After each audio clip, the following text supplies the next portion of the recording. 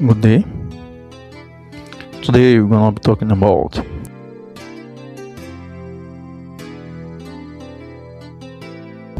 this channel. Talks about gonna be looking at why hardworking students still fail exams, despite the fact that they've sacrificed their time, their sleep, and everything, and yet still fail the exam. Gonna be looking at that. And here,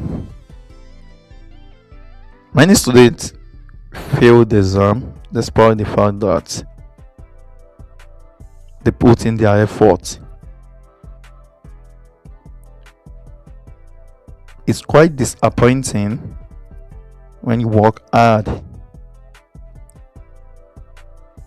to study and at the end you find out that all those efforts are in vain. Hard work is not really enough. Hard work is not enough. The issue might be that what you study, you might not really understand it as a student. That's number one. When you don't understand the concept and you come across it, how will you be able to tackle it? That might be the issue that many students and the reasons why students fail, because they fail to understand the concept of the topic or the subject they are reading at a particular moment. Another thing is, students may not be able to understand the question and how to answer the question directly. Explain, divine, it's two different meaning. When you are explaining, you give example. Sometimes when you are divining, you might give example as well. But when you are explaining things, you are to talk in details what you understand by that particular thing. You are not expected to, what you've read, to start writing it down. You explain in your own word.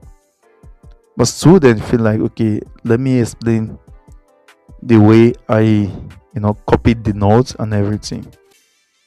It shows that you have not really understand what you read. You might know it, but you might not really understand it because you are not able to explain it in your own word. Let's move to the next one. Here, hard work alone is not enough. Smart students focus on how they study. Yes, you have to focus on how you study. You have to look at how you study, how you are able to assimilate things. Some students do cram. Cramming is not going to help you. In the long run, you might get lost, might not know what to do. That's that. Now I say hard work is not enough. Another thing is, students think that simply putting in more hours guarantees success. Reading, no, it doesn't.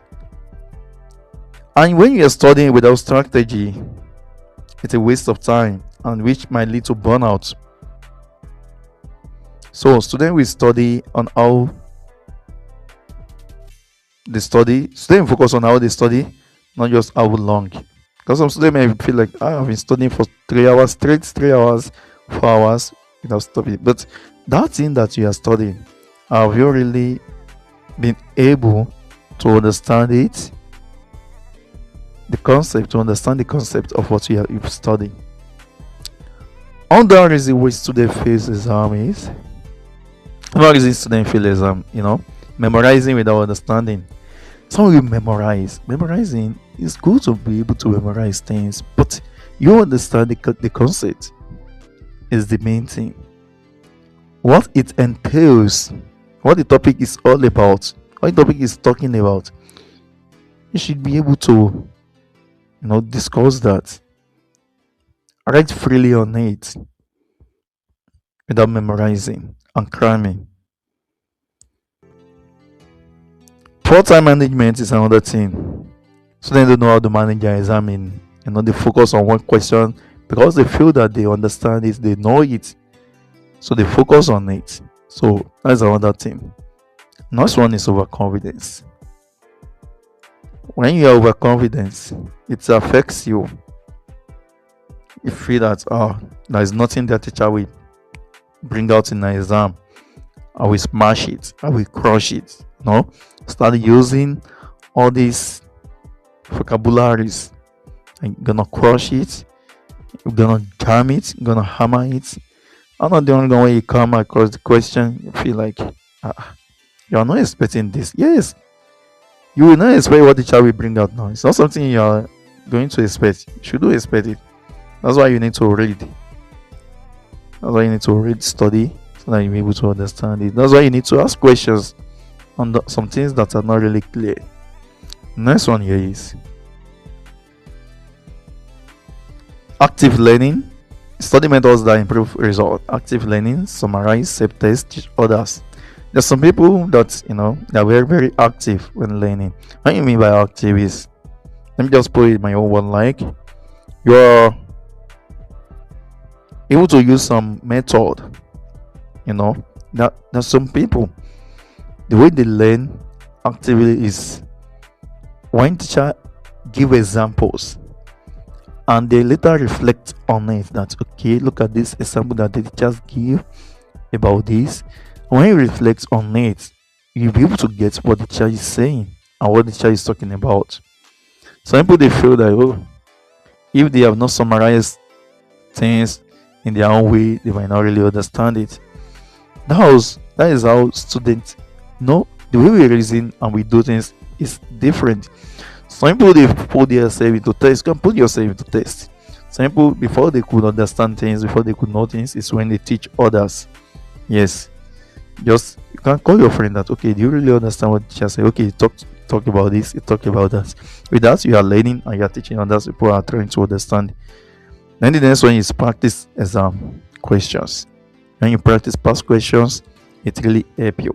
Sometimes there are some questions that will come from the previous question that you've come across. That's about that. Then the next one is time management and organization. In one of my videos, I've talked about time management. Allocate time based on subject difficulties. Some subjects that you might be find difficult to read, to understand, to comprehend everything. So you might just feel like, okay, the best thing for you is, let me just dedicate Sunday, let me dedicate Saturday for this topic. So Saturday I will read on that topic. You schedule, you take break when you're reading, and you balance and rest. When you read and there's no rest, you keep reading, so you might get overwhelmed, get burnout, and you might not be able to assimilate things. And you should have a timetable. Some students don't even have timetable. Another one is anxiety and stress. And when you're too stressed, when you are stressed on exam, some people are like exam phobia. That anxiety in you. There are some people that, okay, they want to, just when they come across the question, they just want to write everything they know. Not even top students fail when anxiety takes over. Preparing for exams condition, controlling stress, and staying calm during tests are just as important as study hard. And you keep yourself calm, it's really help you. Be confused. The next one here is, you formulate good strategy for reading. You need to have your own strategy for reading. Maybe like the one I've talked the other time, like you reading, summarizing it, teaching people. That is strategy. It's not necessarily you take book, you read for a long hour. No. And in my previous video, I talked about reading and studying, that it's just two different things. You can just read anything. You read newspaper, you are not studying newspaper. That is practical example. You read novels, unless the one that's that are very useful for you to gonna write in your exam or something. But there are some novel that you just pick randomly and read. You have to be use the effective method, the method that suits you. Another thing is you manage your time wisely and you learn from your mistake, the previous mistake you've made. Don't let that repeat itself. Then you should be able to control stress. Even when you feel like okay, you're stressed, you should be able to control that. Manage yourself. That is part of discipline which I've talked about in one of my videos as well. So thanks for watching. I believe you've learned a thing or two. Please follow for more, like, share, and comment. I really appreciate that. And that will give me the motivation to keep bringing something like this to your view. Thanks.